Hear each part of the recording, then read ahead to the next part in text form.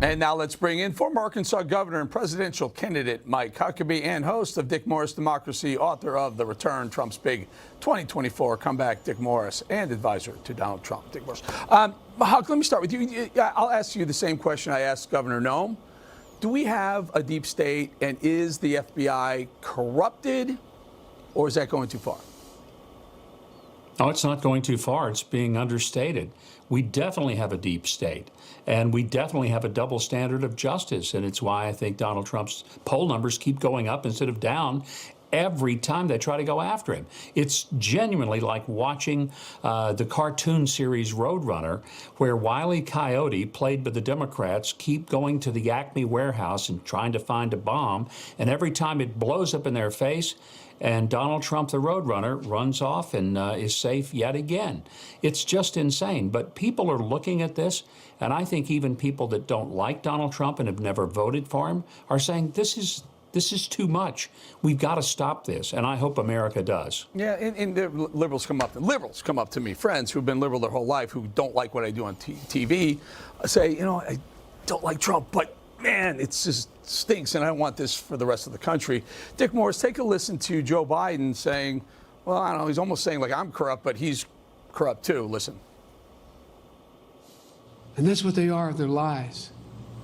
There's no truth in his charges and attacks against me and my son. Zero. What Trump did was hold hostage political support and hundreds of millions of desperately needed dollars to a country at war to advance his own political demands.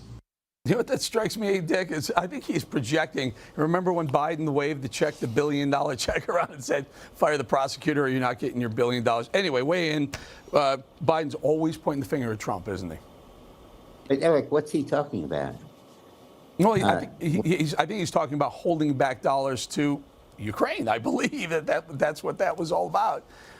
Trump hasn't. Go ahead. Yeah, and you're right. It's exactly what he did with Burisma. Yeah, I think that in our politics today, there are two words that are losing their credibility and their impact. One is impeachment, because it happens so often, and the other is indictment. And I think that the American people are taking a cue from Israel, where Bibi Netanyahu was reelected overwhelmingly while under indictment. And people said, yeah, I know, but the crimes he was indicted for were minor. They said he paid off a newspaper by buying ads in hopes of favorable publicity. And people are saying about Trump, he didn't pass these documents on to the enemy. He didn't betray our secrets. What is the difference between rotting away and gathering dust in the Mar-a-Lago basement or in the National Archives basement? And I think they're realizing that this is a deep state, that this is an effort to get rid of a presidential candidate, and it absolutely stinks. It's very much like the communist countries.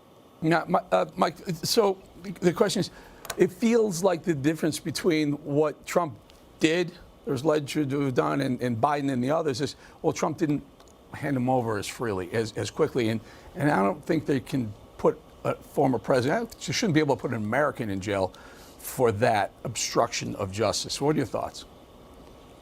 Well, first of all, the law's fairly clear that he has a right to take those records with him.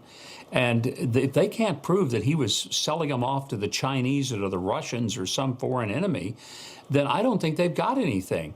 And the fact is, this raid on his house, all of this nonsense that they've gone through, I don't remember Sandy Berger getting arrested for stuffing classified documents down his pants, and he had no right to have those things. Donald Trump at least was president. He had a right to have it. Joe Biden didn't have a right to have it as a U.S. senator. Hillary Clinton didn't have a right to put those classified documents on a private server in her bathroom up in Chappaqua. We're talking about a double standard of justice that is so outrageously glaring that if I were Jack Smith, I'd be embarrassed to bring these charges. But then, knowing what I know about him, I don't think he has any shame, and he's more than willing to be the nasty attack dog in this. But I truly believe, Eric, it will backfire and already has. All right, Dick, you got 30 seconds for you to bring it on home, my friend. Well, I think that Trump has survived this. I think he's been strengthened by it. There's a mystery novel years ago called The Library Policeman. And I believe that Trump didn't do anything more than having an overdue library book. And I think that they're such lawyers that if he violated subparagraph Q, section Z of the law, we'll go after him. But the American people don't work that way. They say, did you have a bad intent? Did you do any harm? Is there anything bad that you did? And if there isn't, then move on. And I think that's how they feel. And looking at a presidential candidate being indicted over this is absolutely crazy. Yep. We got to leave it there. Great having both of you guys on. Mike Huckabee, Dick Morris, thank you both for joining us.